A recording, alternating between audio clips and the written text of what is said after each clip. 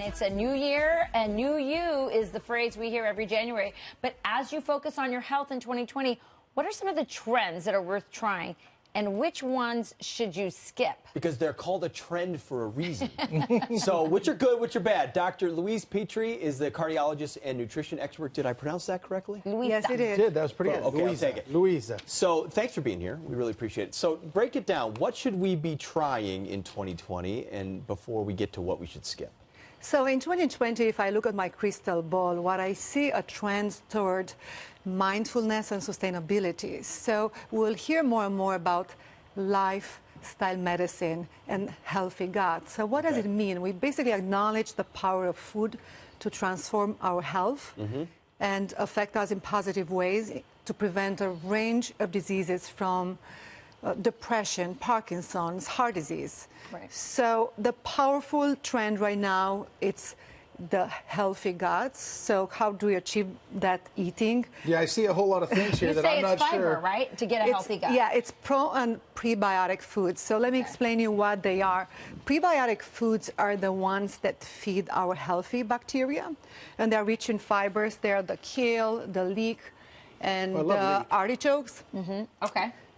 Probiotic foods, the ones with an O, are the food that bring you bacteria. So those would be the sauerkraut, the kimchi, and the kefir. Oh. And you say, like, sauerkraut is your Sauerkraut, favorite. that's sauerkraut. And you say you should have about 2 teaspoons a day. I would say at minimum, and that's At actually minimum. my mom Your made mom it, so you made can this try. sauerkraut? Mom made that. So We you can try didn't it. bring any forks, so I'm going to use Oh, no, that's a total... That's totally fine. Totally fine. Sharpie can double as Do you know? Yeah, Do you know okay. who did that? Senator, your senator from Minnesota. Yeah.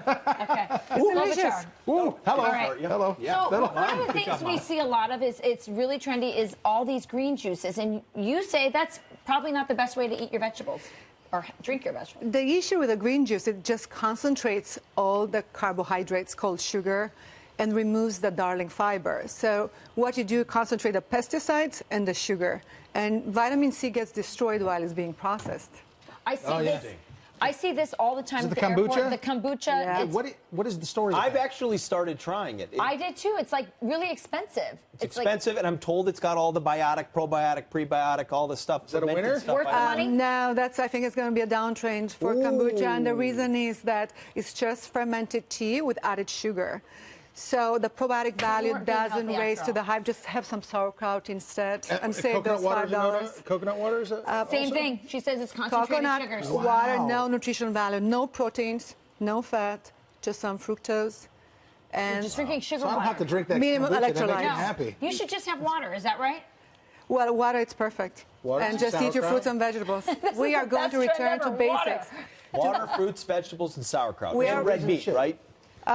Red meat, as long as organic and grass-fed sourced. The problem with red meat comes from where it's processed and sourced. There we go.